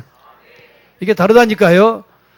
그것이 제가 어제부터 오늘 아까까지 끊임없이 말씀드린 것이에요. 그래서 요 전까지가 바로 말씀하기를 성령을 따라 행하라. 또 성령이 인도하시는 바가 되어라. 말이 다 그 말씀인 것입니다. 이것을 우리가 여러분이 아마도 상당히 어느 영역까지 이제 이해가 됐을 거예요. 실제로 또 이제 살아보면 나도 모르는 사이에 다시 또 육체의 일, 이거 정말 제가 여러분에게 심장에 팍 새기도록 지금 계속적으로 말하고 있어요. 이렇게 말했다가 또 이렇게 말했다면서. 왜냐하면 예수를 오래 믿고 있어서도 이 오른쪽에 있는 삶을 살려고 열심히 노력한다니까요. 그런데 결과는 항상 왼쪽에 나오니까 나중에 혼란에 빠져버린 것이지. 그래갖고 다 그렇게 사는가 보다. 나만 그게 아니라 다 그러니까 제가 참으로 이 재정 강의할 때마다 늘 속이 상하는 것이, 다 빚지고 사는데 뭐 나만 뭐 유독하게 살라 그러냐. 다 빚지고 사업하는 거야. 누가 요즘 제 돈 갖고 사업하는 어디 있어? 다 은행에서 융자 받아서 그래갖고 사업하지 뭐. 요즘 세상에 빚 안 진 사람 어디 있어? 아니, 거짓말 중에 최고의 거짓말이고 아주 속이는 것이에요. 그래서 제가 최초로 이제 김민관 사님을 제자로 양육한 다음에 같이 강의 갔잖아요. 그래서 강의하다가 제가 빚이 얼마나 위험한지를 말한 다음에 그 다음에 제가 실수했어요. 실수가 아니고 사실은 정상이지만, 여러분 저는 평생 지금까지 오면서 돈 10원도 빚져본 적이 없습니다. 이랬더니 김민관 사님이 바로 나왔어요. 목사님 마이크 주세요 그러더니 말하기를, 목사님 그렇게 말씀하시면 은혜가 안 됩니다. 그래서 제가 또 왜 은혜가 안 됩니까? 그랬더니 여기 대부분 빚졌는데 그렇게 말씀하면 안 됩니다. 아, 대부분이라고 말씀하지 마세요. 어느 정도겠죠? 그랬더니 목사님 생각에는 여기 계신 분 중에서 얼마 정도가 빚 가운데 있다고 생각하십니까? 그래서 제가 많아야 30%입니다. 그랬더니 아니요 목사님, 대부분입니다. 대부분 빚졌습니다. 그래서 제가 간사님, 여기 계신 분들을 그렇게 한쪽으로 몰지 마세요. 이랬더니 목사님 알아보겠습니다. 여러분 다 눈 감으십시오. 거기 목사님들도 30명 그리고 일반 성도님들 300명 해서 하루 종일 집회를 3일 했기 때문에 많이 못 왔어요. 그런 다음에는 홍 목사님 눈 감으십시오. 여러분 빚진 사람만 손 드십시오. 할부금까지 포함해서 빚진 사람은 다 손 드십시오. 그리고 홍 목사님은 눈 뜨십시오. 그리고 제가 그때 인생의 터닝 포인트를 맞이했습니다. 왜냐하면은 100% 손들었어요. 나는 여기 괴물만 온 줄 알았어요. 그 모임에. 빚진 사람만 골라서 온 줄 알았죠. 살아가면 살아갈수록 어느새 이렇게 됐는가. 아니 어떤 분은 저한테 이렇게 말한다니까요. 아니 빚 없는 목사님도 계신가요? 이렇게 하는 사람도 있어요. 사실 제 주변에 빚 없는 목사님 많이 계시거든요. 우리 김 목사님도 마찬가지잖아요. 그런데 참 쉽지 않은 거예요. 저는 그전까지는 외제차를 타고 다니는 사람을 보면 늘 부러웠었어요. 근데 나중에 알고 보니까 그 중에서 몇 프로인지는 모르지만 제가 보기에는 여러분 너무 저를 과하다 하지 마세요. 90% 이상은 다 빚내서 차를 샀어요. 저는 차를 몇 번 샀지만 한 번도 빚내서 사본 적이 없습니다. 할부 없다니까요. 자, 현찰 아니면 그냥 차 없이 다니든지. 그런데 저는 다 현금으로 산 줄 알았어요. 몽땅 다. 그래서 부러웠는데 나중에는 하나도 안 부러웠어요. 아무리 좋은 외제차 빚내서 샀다면 뭐가 그렇게 부럽냐. 제가 한 번은 300억 빚 있는 장로님이 저에게 상담을 청했어요. 쭉 듣고 나서 제가 근데 그때 제가 투썸 플레이스에서 상담을 하는데 창가에서 상담했거든요. 그 장로님이 오면서 창가니 거의 차를 댄 걸 봤어요. 아우디를 댔더라고요. 새 차 아우디. 장로님 300억 빚었다고요? 장로님 지금 굉장히 위기 가운데 있군요. 근데 저 보니까 장로님 저 차 가지고 아우디 새 차네요. 장로님 해결 방법은 첫째 저 차 파십시오. 그리고 중고차 장로님 현재 수준이면은 티커가 최고입니다. 충격받았어요. 자기 회장인데 적어도 300억 빚었다 그러면 규모가 크잖아요. 회장인데 티커라니 위신이 안 서지. 이 세상인 줄 알았어요. 그리고 집 얼마큼 냅니까? 사이즈 다 팔아버리고 전세로 가든지 사골세로 가든지 아니면은 자기 집 사시려면 저 외곽지대로 떨어 나가서 방 한 칸, 두 칸짜리 사십시오.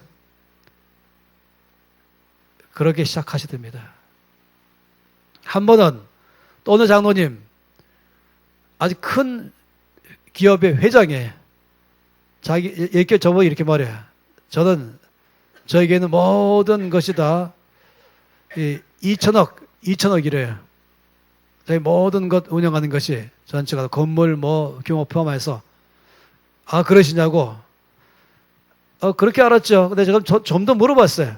상담이 필요하니까. 그러면서 이제 제가 눈 뜨기 시작했잖아요. 그래서 부채가 얼마큼 되는지 알아봤어요. 은행에서 빌린 것 다 포함해서. 그랬더니 쭉 얘기하다 적어보니까 2,200억이었어요. 그래서 제가 이렇게 말했어요. 장로님 200억 마이너스네요. 200억 빚졌네요. 그 생각해본 적이 없대요. 자기는 자산 그러면은 부채 플러스 자본이 자산인 거예요. 그래서 자기는 4,200억인 줄 알았어요. 착각에 빠져 사는 거죠. 장로님 만약 오늘 장로님 부도났다 그러면 장로님은 순간적으로 다 날아가고 200억 빚져가지고 그 이자도 못 갚아가지고 감옥 갈지 모릅니다. 착각에 빠지지 마십시오. 이 허상에 사는 사람이 너무 많이 있는 거예요. 어느 날 정말로 뭐 되겠지 하다가 놀랍게도 이 2천억 자본 있는 사람이 2,200억의 빚 때문에 어느 한 순간에 돈 1,000만 원 없어가지고 완전히 끝나고 철장, 제가 그때 알았죠. 제가 이 90년대 초부터 재정 강의했어요.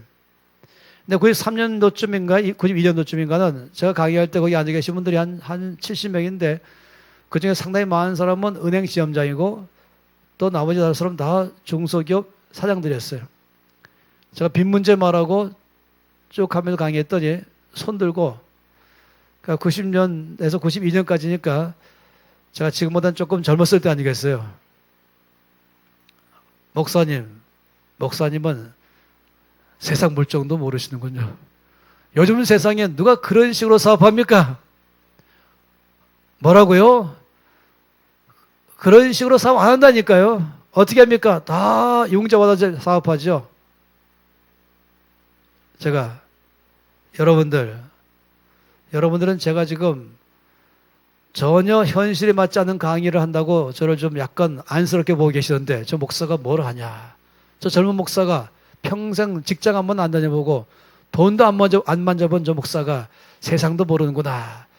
이런 식으로 저를 쳐다보면서 제 강의를 듣는 척 마는 척 하시던데, 제가 말씀드리는데 대한민국 사회가 여러분이 말씀하시는 것이 지금 현재 일반적인 상태로 되어 있는 대로 하신다면, 그러면 제가 분명히 말하겠습니다. 조금 있으면 난리 날 것입니다. 그래서 도미노 아십니까? 제가 물어봤어요. 도미노 아시죠? 쭉 해서 이제 벽돌 세워놓잖아요. 조그마한 것, 한 100장이든 1000장이든 10,000장이든. 그런 다음에 맨 앞에 있는 첫 번째를 넘어뜨리면 그 다음부터 척척척척척척척 맨 끝에 만장째까지 다 폭삭 깔아놓는다. 이걸 갖다가 도미노 현상이다. 대한민국 경제가 여러분이 말한 것이 지금 돼 있고 이게 정상이라고 말씀하신다면 극히 비정상이어서 조만간 이 나라는 대단한 위기가 올 것입니다. 그리고 얼마 안 갔죠? 97년도에 뻔히 보였던 IMF가 뻥 터졌어요. 근데 그 다음에 KBS 1에서 재미있는 이 기사를, 이거 뭐랄까요? 재미있는 이 프로그램을 내밀었어요. 뭐냐면은 이 IMF 때에 IMF를 전혀 타지 않는 기업들 소개를 쫙 했어요. 몽땅 다 공통점 뭡니까? 빚 없는 기업. 절대 빚지지 않는 기업. 하다 보면은 외상으로 주고 또 외상으로 줘야 또 사업이 되고 이렇게 다들 하니까 막 얽혀 있잖아요. 그게 받아야 될 날짜 못 받게 되고 줄 날짜 못 주게 되고 그러다 어디 하다가 부도 땅 나니까 여기서 걸렸고 여기서 걸리고 여기서 걸리고 쭉 가는 거죠. 그런데 그 기업들은 절대 외상으로 물건 안 팔아. 현찰 박치기. 아주 큰 소리 치면서 요즘 세상에 누가 현찰을 삽니까? 사지 마세요. 자신만만하고 그렇기 때문에 절대 회사 규모를 안 넓히는 것이. 그러니 전혀 영향받지 않는 것이죠. 저는 지금 NCMN 사역하는 이유가 말씀드렸잖아요. 대한민국 전체를 리세팅하기 위해서 시작한 것입니다. 이러다가는 큰일 난다. 근데 빚 없는 교회도 너무 적고 빚 없는 기업도 너무 적고 빚 없는 가정도 너무 적다. 이것은 안 믿는 사람이야 그렇다 치더라도 믿는 사람과 믿는 가정과 믿는 기업과 교회가 이렇다 하면은 이건 뭔지 아시죠? 하나님이 쓸 수가 없는 것입니다. 일단 주인부터 바뀌어 있고, 주인 바뀌는 말은 무엇입니까? 누가 나를 이끌어 가는가? 누가 나와 나의 가정과 나의 기업과 나의 교회 누가 주인인가? 빚쟁이가 주인이죠. 그러면 주께 쓰임받지 못하는 것입니다. 저는 여러 교회를 강의 가잖아요. 큰 교회들 무지 많잖아요. 집회 다 끝나면 사례금 줄 때 하시는 말씀. 목사님, 우리 교회가 교회당을 새로 신축하는 바람에 500억을 빚져서 지금 빚감나로 총력하느라고 안타깝게도 목사님 사례비를 많이 못 드립니다. 죄송합니다. 저는 사례비 많이 받고 적게 받는 것이 아니라 제 속으로 참 정말로 위험한 말씀하시네요. 그게 현실이라니까요. 한번 생각해 보세요. 매달 이자만 1,000만 원씩, 2,000만 원씩. 이건 작은 교회예요. 큰 빚이 아니에요. 나가는 교회가 있다 하십시다. 근데 빚이 없다 해보세요. 그 매달 나갈 1,000만 원도 안 나가고 이자 또 원금도 안 나가고 그러면 적어도 매달 2,000만 원씩은 세이브할 수 있어요. 그러면 선교 마음대로 할 수 있죠. 그러면서 앞에다가 세계를 복음하자 라고 내걸었어요. 그건 사실일 거예요. 그러나 세계를 복음 못합니다. 절대 못합니다. 헌금해도 찔끔하죠. 안 하면 안 되니까. 그다음 많이 못하는 거예요. 빚 갚아야 되니까. 성도가 뭘로 보입니까? 돈으로 보이는 것이. 저 열방대학 할 때 열방대학 학생이 막 밀어닥치니까 1년에 학교 30개가 움직였거든요. 학생은 막 몰려오고 간사가 300명이 사역했거든요. 열방대관에서. 그러니까 강의실 부족, 숙소 부족 하다 보니까 그 동네 전체 아파트를 갖다가 다 아파트값 올려놨어요. 전세값을. 몽땅. 그리고 막 건물을 막 빌렸죠. 제주도는 몽땅 다 죽을 써요. 전세가 없어요. 그러니까 1년 전에 미리 다 돈 내야 돼요. 그 대신에 보증금은 없죠. 그래서 하루는 이제 회의였는데 이들이 저한테 뭐라고 말했냐. 목사님, 우리가 이렇게 1년에 나가는 이 돈, 렌트비로 나가는 돈이 이만큼인데 이만큼이면 우리가 은행에서 융자를 얻어서 이자도 그만큼은 안 나갑니다. 아마도 조금 적을 것입니다. 그러면 그 융자를 얻어가지고 건물을 지면은 건물이 있게 됩니다. 똑같은 돈이 나가면서도 우리 건물이 있게 됩니다. 제가 이렇게 말해요. 수학적으로 맞는 말이에요. 그러나 제가 안 속습니다. 절대 그 말 안 속아요. 하면서 우리는 돈을 모아서 집 짓지 은행 융자 받아서 집 지어서 여러분이 생각하는 대로 이만큼 오니까 이만큼씩 매달 렌트로 나가는 그 돈이면은 건물도 짓고 우리 건물 갖고 똑같은 돈으로 우리가 융자로 나가는 돈이나 렌트로 나가는 돈이 똑같습니다. 이렇게 말하지 모르지만 엄청난 차이가 발생할 것입니다. 첫째, 이제 은행이 융자를 얻었어요. 뭐 작게는 20억 얻으면 건물 하나 짓잖아요. 크게 하려면 50억을 얻어야 되죠. 원하는 건물을 지으려면 건물을 딱 지었어요. 그럼 매달 원금은 놔두고 매달 나가는 이자가 딱 정해져요. 그러면 저는 제일 먼저 저에게 어떤 변화가 올까? 3개월에 한 학기거든요. 1년에 4학기예요. 3개월마다 학생들이 들어와요. 그럼 3개월마다 저는 항상 뭐를 먼저 생각할까요? 학생 수가 몇 명일까? 왜냐? 손익분기점이 있잖아요. 이 정도가 오면은 똔똔이다. 이자도 갚고 학교도 운영할 수 있고 강사비 줄 수 있고 건물 운영할 수 있고 요거 이상 넘어가면 이제 조금 남는다. 그럼 매번 3개월마다 전 제일 먼저 뭘 생각하냐? 숫자를 먼저 계산하는 거예요. 그러면 저는 사람을 누구로 보냐면은 다 돈으로 보이는 것이에요. 나는 그렇게 절대 못합니다. 주님께서 약속하시기를 학교에서 이장통에 말씀하기를 열방대학 하기 시작하기 전에 내가 만국의 보배를 너에게 이르게 할 것이다. 그래서 여기 말씀한 것은 주님 만국의 보배가 무엇입니까? 첫째는 사람이다. 열방에서 사람이 올 것이며 그들은 내가 보낸 보배고 또 이들은 열방으로 나가게 될 것이다. 그냥 사람이 아니고 보배이다. 그 다음엔 재정이었어요. 따라서 저는 한 사람 한 사람을 열방에서 온 보배요. 열방으로 갈 보배들로 보이는데 이들을 돈으로 본다니 그러면 기름 부음이 끊어집니다. 그러면 열방대학은 전체가 이전 같은 열정과 기름 부음을 하는 것이 아니라 이제는 건물을 유지하기 위해서 학교를 운영하게 될 것입니다.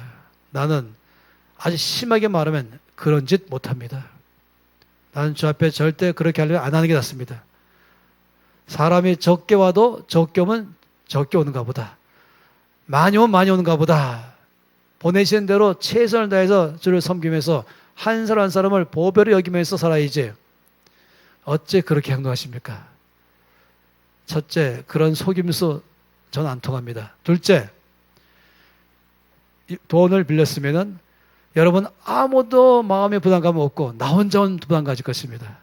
홍성건이 알아서 할 거야. 이럴 거예요. 이제. 그렇다니까요.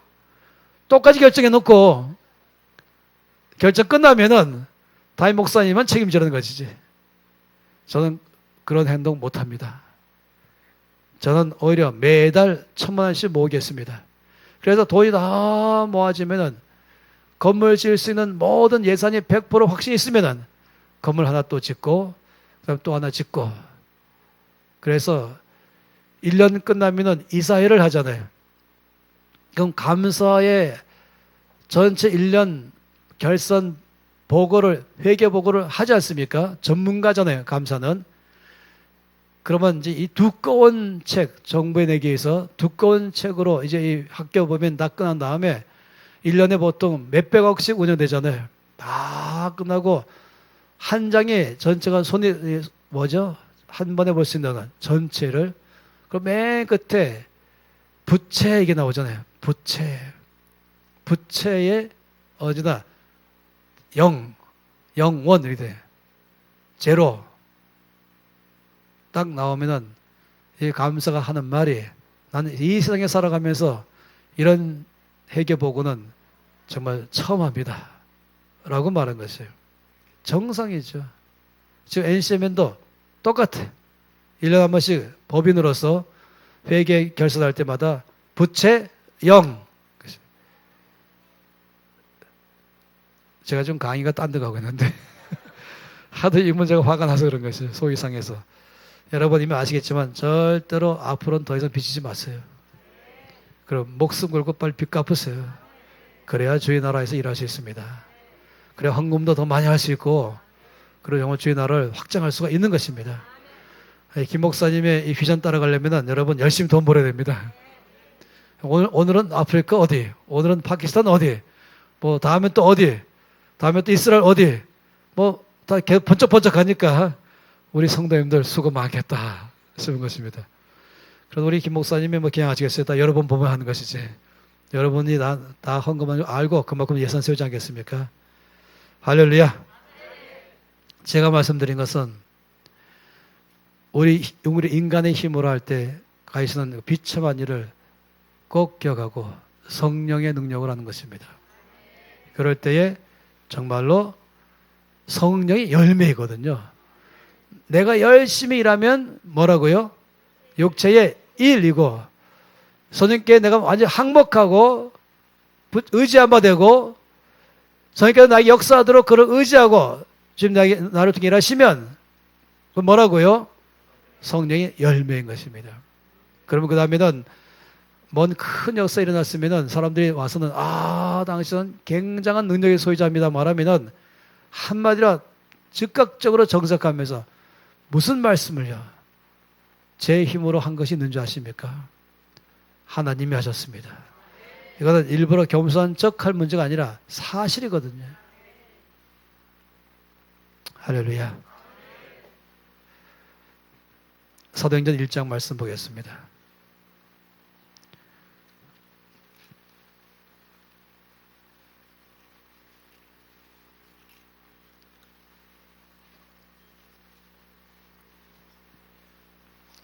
사도행전 1장 1절에서 8절까지 1장 1절에서 8절까지 함께 읽겠습니다. 데오빌러여 내가 먼저 쓴 글에는 무릇 예수께서 행하시며 가르치시기를 시작하신부터 그가 택하신 사도들에게 성령으로 명하시고 성취하신 날까지의 일을 기록하였노라. 그가 고난받으신 후에 또한 그들에게 확실한 많은 증거로 친히 살아계심을 나타내서 40일 동안 그들에게 보이시며 하나님 나라의 일을 말씀하시니라. 사도와 함께 모이사 그들에게 분부하여 이르시되 내게서 들은 바 아버지께서 약속하신 것을 기다리라. 요한은 물로 세례를 베풀었으나 너희는 몇 날이 못되어 성령으로 세례를 받으리라 하셨느니라.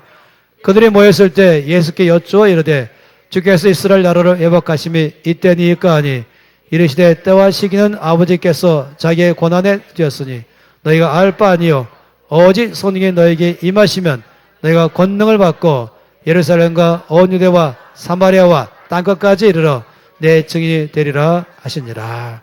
아멘. 자, 3절 말씀부터 먼저 보겠습니다. 그가 고난받으신 후에 또한 그들에게 많은 증거로 친히 살아계심을 나타내사 40일 동안 그들에게 보이시며 하나님 나라의 일을 말씀하셨다.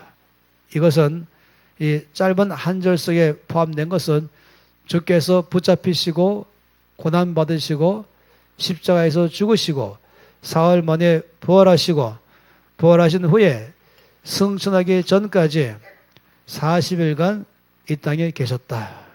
이 말씀하신 것이에요.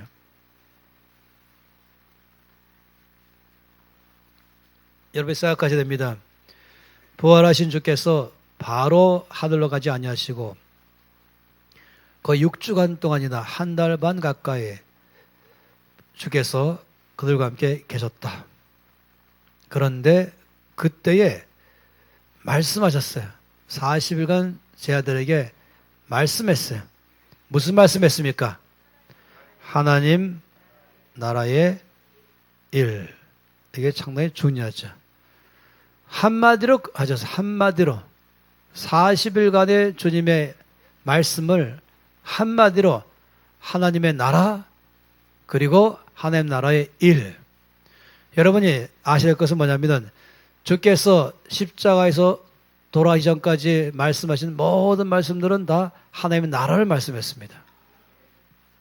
천국은 이와 같으니 하시면서 씨 뿌리는 비유를 말씀할 때도 다 천국은 이와 같으니 달란트 비유도 이와 같으니 하면서 열처녀 비유도 이와 같으니 늘 천국은 이와 같다 하셨는데 부활하신 후에는 승천하기 전까지는 하나님 나라의 일을 말씀했습니다. 뭘까 도대체? 근데 전 이 한 단어가 어마어마하게 말씀하신 것이죠. 사실 지난 2주간 동안에 매주 토요일마다 90분짜리 4번씩 전체 긴 말씀 제가 강의하고 있잖아요. NCMN에서 체리스쿨. 체리스쿨 전체를 한마디로 말하면 하나님의 나라의 일인 것입니다. 제가 그 말씀 여러분에게 다 드릴 수 없지만 하나님 나라의 일이 무엇인가를 여러분이 묵상하시면 좀 좋겠어요. 나중에 조금 더 말씀을 드릴 겁니다. 그런데 이제 4절 말씀을 보세요. 4절 말씀 뭐라고 말씀했습니까? 사도와 함께 모이사 그들에게 분바하여 이르시되 예루살렘을 떠나지 말고 내게서 들은 바 아버지께서 약속하신 것을 기다리라. 두 번째 뭡니까? 아버지의 약속. 그 약속을 받기를 위해서 기다리라. 이 말씀했습니다. 그건 5절 말씀 보겠습니다. 5절 말씀은 요한은 물로 세례를 베풀었으나 너희는 몇 날이 못되어 성령으로 세례를 받으리라. 여기는 두 종류의 세례가 나오죠. 물 세례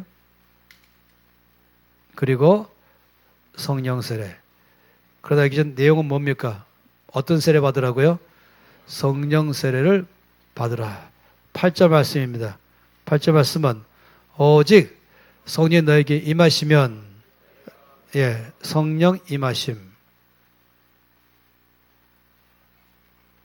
그러면은 권능 받고 그러면은 증인 되리라.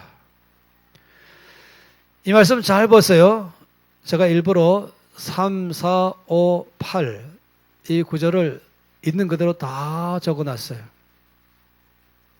여러분이 이걸 함께 보셔야 됩니다.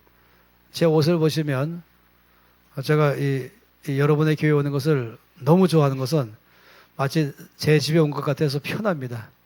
그래서 양복 안 입고 와서 너무 감사하고 어제는 주일이니까 어쩔 수 없이 그랬지만은 저를 보면은 단추가 있어요.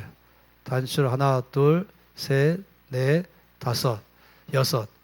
이 단추가 일렬로 되어 있어요. 이게 단추를 깨다, 구슬을 깨다 하는 것처럼 한마디로 말하면 뭡니까? 한마디로 이것은 이게 깨다 하나인 거예요. 한 줄. 다시 말하면 따로따로가 아니라는 것입니다. 아버지 약속 기다리라. 그 약속이 뭐냐? 그 약속이 곧 성령세례를 말한 것이며 약속, 성령세례. 그러면 약속, 성령세례 뭘 말하는가? 성령 임하심이란 단어와 성령세례 같은 거예요. 표현만 다른 것이죠. 그러면 뭐라고요? 권능, 그리고 증인, 그리고 이것이 뭐라고요? 하나님 나라의 일. 이게 따로따로가 아니라니까요. 아, 하나님 나라 일을 하려면은 권능이 필요하구나. 그러려면 그게 바로 어떻게 하면 되는가? 성령 세례 받아야 되는구나. 그럼 어떻게 되는가? 받을 때까지 기다려야 되는구나. 갈급하게 저 앞에 구해야 되는구나. 이게 따로따로가 아니라는 것입니다. 그래서 저는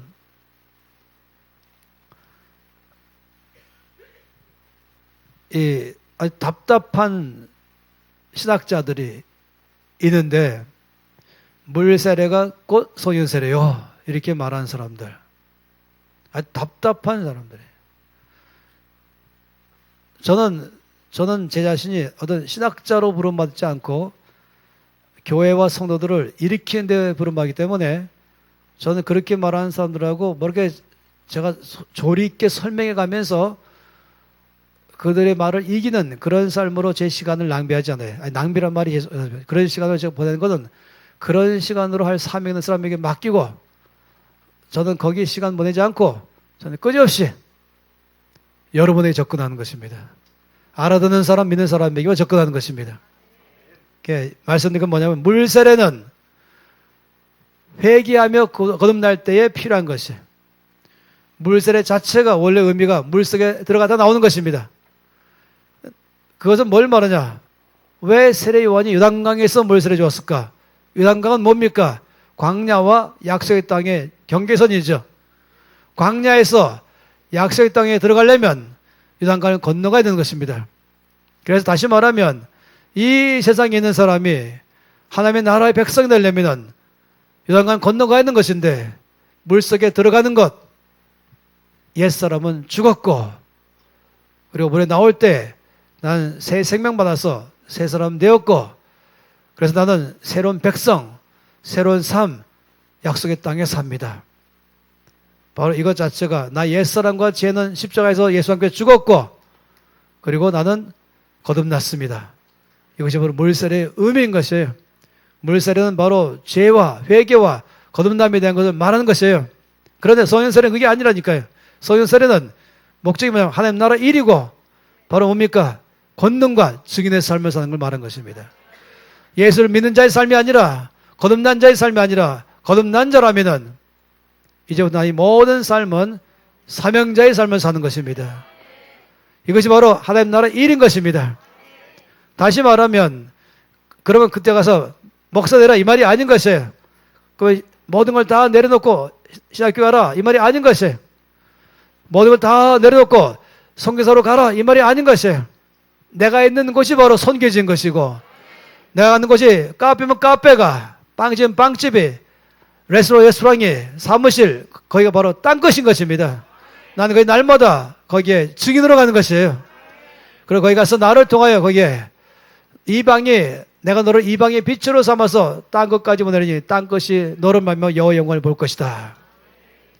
물론 어떤 사람은 제가 말한 딴 것은 하나님이 부르셔서 하나님의 일을 하게 한 이것이 딴 것이라는 것입니다. 지리적으로 딴 것도 있죠. 물론 가장 복음화되지 않은 지역 말할 수 있겠죠. 그러나 또 다른 의미의 딴 것은 그것만 생각하지 마시고 물론 우리는 복음을 전혀 듣지 못하는 지로 가야 되죠. 그렇지만 먼저 나에게 날마다 일하게 하신 그것이 바로 딴 것이요. 거기 나는 증인으로 사는 것이요. 나는 사역자로 사는 것이요. 따라서 날마다 거기 내가 나의 삶을 통하여 내가 머무는 그곳에 거기에 주의 나라가 임하게 하는 것, 하나님이 원칙에 통하게 하는 것, 하나님이 그 가운데서 역사하게 하는 것, 이것이 바로 하나님 나라의 일인 것입니다. 그러지 이렇게 하려면 뭐가 필요합니까? 권능이 필요합니다. 제가 조금 전까지 끊임없이 말씀드린 것처럼 이런 일은 내 힘으로 하는 것이 아니라 내 능력이 아니라 오직 성령으로 가능한 것입니다. 그런 사람이 증인이죠. 여기 지금 뭐라고 말씀하세요? 증인이 되라 이렇게 말씀 안 했어요. 뭐라고 말씀했습니까? 증인이 되리라. 다시 말하면 증인으로 사겠다는 것이에요. 그런데 내 힘으로 안 된다는 것이죠. 그럼 어떻게 하는가? 성령이 임하시면 권능 받고 그때야 증인이 되리라. 저는 성령 세례는 거듭나는 삶을 위한 것이 아닌 것입니다. 성령 세례는 내 문제를 해결하기 위한 것이 아닌 것입니다. 성령 세례는 거듭난 그리스도인들이 주님 위해서 살고 싶은데 그 삶을 살려고 무지 애를 쓰면서 사는데 근데 내 힘으로 왜 주를 사랑하니까 헌신했으니까 열정도 있으니까 열심으로 주를 위해서 직장에서 살아가려고 그러고 가정에서 살아가려고 그러고 또 교회 공동체 안에서 살려고 그러고 어쨌든 이 세상에서 믿는 자로서 살아가려고 애를 쓰는데 안타깝게도 그때마다 실패한다는 것입니다. 나의 목표는 증인의 삶을 사는 것인데 나를 통하여 하나님의 영광 받는 것인데 내가 있는 그곳에 나로 말미암아 그 직장이 바뀌고 가정이 바뀌고 거기에 이제는 세상의 원칙이 통하는 그것이 어둠이 있던 그것이 거기에 하나님 나라의 법칙이 통하게 만들어버리고 빛이 비치게 하는 그것 이것이 바로 하나님 나라의 일인 것이에요. 그것은 오직 뭐라고요? 성령이 임하시면 권능받음으로만 가능한 것입니다. 어떻게 그렇게 할 것인가? 그건 바로 뭐라고요? 성령 세례를 받은 것입니다. 그것은 그 성령 세례를 받기로 한다면 반드시 받을 것일까요? 반드시 받습니다. 왜냐하면 그것은 내가 원하는 것이 아니라 아버지가 약속했어요. 아버지가 주겠다 약속했어요. 내가 원하는데 아버지 안 주겠다 그러면은 참 곤란하거든요. 나는 원하는데 안 줄지 몰라. 이게 아니라 출발점 자체가 내게 들은 바 아버지께서 약속하신 것을 받을 때까지 기다리라. 아버지 약속했어요. 내가 주겠다 했으니까. 그럼 나는 받으면 되는 것이에요. 이것이 한 8절까지 말씀 안에 꽉 차게 들어가 있는 것입니다. 그런 여러분 분명히 아실 것은 성령 세례는 누가 받는가? 왜 받는가? 무엇을 왜 받는가? 이걸 지금 제가 말씀 다 드린 것이에요. 그리고 나도 받을 수 있는가? 한다면은 반드시 받게 된다. 아버지가 약속하셨으니 저는 새 아이의 아빠입니다. 이제는 물론 다 큰 아이들이죠. 막내가 31살, 그 다음에 33살, 35살. 저희 집은 17명이 사역자예요. 목사가 여러 사람, 선교사가 여러 가정, 그 자매들은 다 권사들이고, 형제들은 다 간사 아니면 목사나 선교사고, 이게 제 원 패밀리입니다. 다 지금도 열심히 살고 있어요. 그리고 저를 만나는 게 영광으로 알고 있어요, 자애들은. 그냥 농담 삼아서 진단 말씀드리는데, 그런데 제가 이 어릴 때부터 이 아이들에 대해서 제가 약속을 하죠. 해외를 여러 차례 나왔다 보니까 자, 늘 약속합니다. 그리고 저는 이 아이들에게 신실한 아빠로서 본을 보이기를 원하는 것이에요. 자, 약속하고 약속을 어겨본 적이 없습니다. 내 능력 바깥의 일은 아예 약속도 안 하죠. 예를 들어서 애들이 2살, 4살, 6살, 3살, 5살, 7살일 때 내가 가면 이번에 너에게는 레고, 너에게는 레고2, 너에게는 여자는 또 이것 제가 할 수 있는 거. 뭐 레고 하나 사왔잖아요. 하나 살려면 뭐 2,000원, 3,000원이니까. 나중에 레고가 몇십만 원씩 됐어요. 다 모아놓으니까. 이만큼 해갖고서. 저희 아이들이 알아요. 아빠가 약속하면 지킨다. 제가 말한 것은 하물며 하나님 아버지 어떻게 했습니까? 누가복음 9장 말씀 보겠습니다.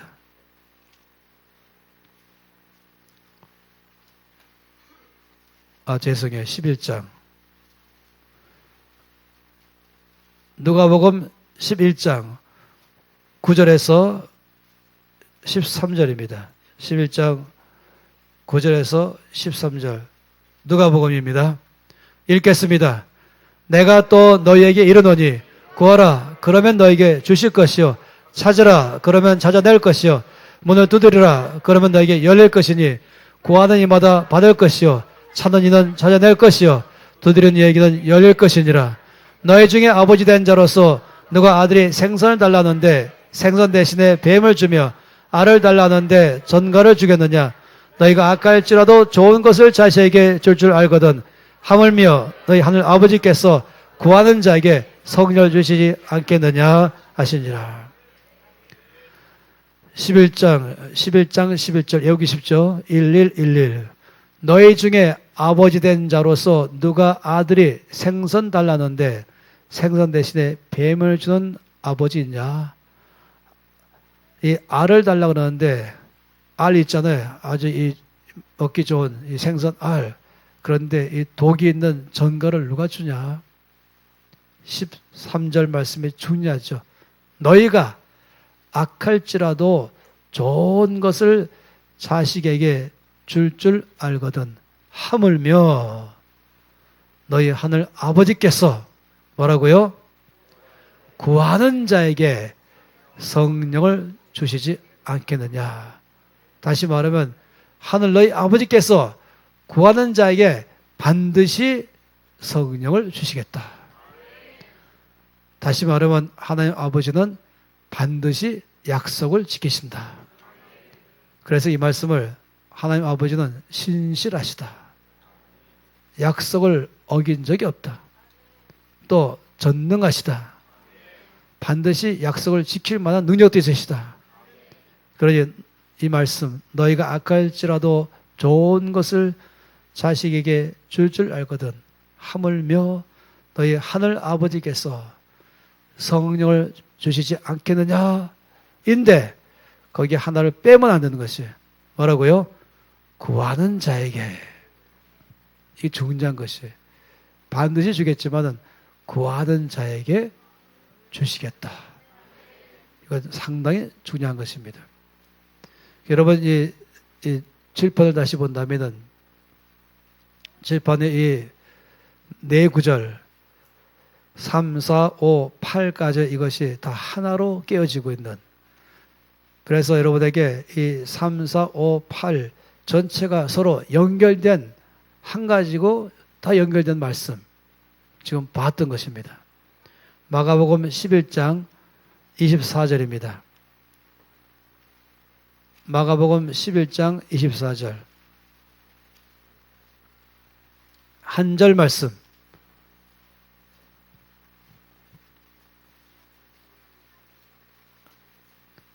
(11장 24절) 숙제가 있다면 내일 오실 때까지 다 외운다. 아시죠?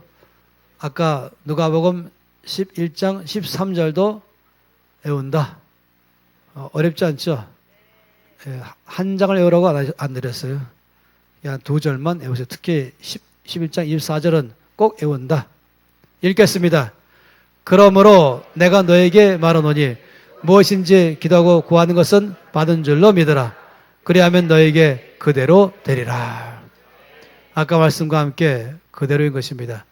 구하는 자에게 성령을 반드시 주시리라 하신 말씀처럼 너희가 무엇인지 기도하고 구하는 것은 받을 줄로 믿으라는 것이라. 받은 줄로 믿으라. 그리하면 너에게 그대로 되리라. 이 말씀은 내일 한 번 더 자세히 또 설명은 드리겠지만은 분명한 사실은 여러분 소망이 충만한 것입니다. 기대가 충만합니다. 나도 된다. 나에게도 이 기간에 반드시 역사할 것이다. 주께서 바디메오에게, 소경이며 거지인 바디메오에게 중요한 질문했습니다. What do you want me to do? 했잖아요. 내가 너에게 무엇을 하여 주기를 너는 원하느냐? 그 질문을 할 줄 몰랐어요. 바디메오는. 주여, 그 질문할 줄 몰랐네요. 한번 제가 생각해 보겠습니다. 아니면 좀 평소에 제가 생각했는데 제가 동냥하는 동냥통을 금 몇 개 주시면 좋겠습니다. 아니면 주님, 저에게 한 달만은 구걸하지 않도록 한 달치 양식 주시면 좋겠습니다. 뭐 이럴 수도 있잖아요. 여러 가지로. 그런데 바디메오는 그 질문을 기다렸다는 듯이 내가 너에게 무엇을 하여 주기 원하느냐? 바로 질문에 답했죠. 주여, 보기를 원하나이다. 굉장한 사람이에요. 주께서 내 믿음이 크다. 내 믿음대로 될지어다. 여러분에게 똑같이 주께서 질문하실 때 내가 너에게 무엇을 하여 주기를 원하느냐? 여러분 수요일날 기도할 때인데 여러분의 기도 제목을 갖고 주 앞에 구하세요. 여러분에게 지금 저는 기도 제목을 알려주고 있는 중이에요. 어제 오늘 끊임없이 기도 제목도 동시에 알려주고 있는 것입니다. 그래서 주께서 역사할 때 즉각적으로 답변해서 응답받기를 바란 것이에요. 내일 오면은 저는 1장 8절 말씀 오늘 원래 하기로 했다가 뒤로 넘겼습니다. 왜냐하면 이 중요한 기본이기 때문에 오늘 이것을 여러분에게 꼭꼭 씹어서 깊이 이 중요한 사실을 넣어준 것이에요. 그럼 내일은 권능만 한다는 말이 무엇인가를 쭉 설명하면은 이것이 뭐 연관된다고요? 증인과 연관되고 이건 또 뭐라고요? 하나님 나라의 일과 연관된다. 이걸 여러분 보게 될 것입니다. 그렇게 해서 내일 이 말씀을 보고 그리고 시간을 조금 더 내서 그 중에서 아니면 시간이 안 된다면 그 다음날 수요일로 옮겨서 첫 시간에는 특히 그 중에서 가장 이해가 잘 안 되고 혼란에 빠지는 것 하나, 바로 방언에 대해서만 1시간 동안 강의할 것입니다. 왜 방언이 필요한가? 나도 방언을 받을 수 있는가? 나는 왜 방언을 해야 되는가? 이것에 대해서 여러분에게 말씀을 드릴 것이에요. 그래서 목표는 아주 최소한의 목표, 그냥 최저임금 보장, 몽땅 다 방언 기도한다. 그건 최저임금이에요. 그러니까 그게 최고가 아니라 최저. 그래서 그거는 기초로 하고 그 다음부터 더 받는다. 그거 위에다가 더 받아간다. 그것이 수요일 날의 목표인 것입니다. 여러분 간절히 기도하시고 갈급하게 기도하시고 목마르게 기도하시고 오실 바란 것입니다. 제가 LA에 1년에 한 번씩 강의를 가는데 그때도 강의 갔더니 그 권사님이 그때는 또 거의 학교 책임자였어요. 학생들이 적게 왔었어요. 30명이 왔었는데 저보고 영적 전쟁 강의 해달래요. 제가 좋아하는 강의거든요. 최고로 좋아하는 강의 중 하나입니다. 강의 다 끝났는데 저에게 또 말씀하기를, 요청하기를. 근데 목사님, 끝난 다음에 강의 다 끝난 마지막 날에는 모두 다 성령 세례받기 원하니까 성령 세례 위해서 기도해 주세요. 그래서 제가 이렇게 말했죠. 권사님, 저를 너무 잘 아시는데 저는 절대 강의 안 하고 기도 안 합니다. 그래서 웃으면서 목사님, 제가 누굽니까? 목사님 잘 알지 않습니까? 근데 우리 학교에 성령 강의가 빠졌어요. 근데 목사님이 오실 때가 찬스입니다. 그래서 우리 학생들에게 이미 목사님의 성령 강의 테이블 구입해서 몽땅 다 듣게 했습니다. 그러니 이미 강의 끝났으니까 기도만 하시면 됩니다. 아, 그러면 하죠.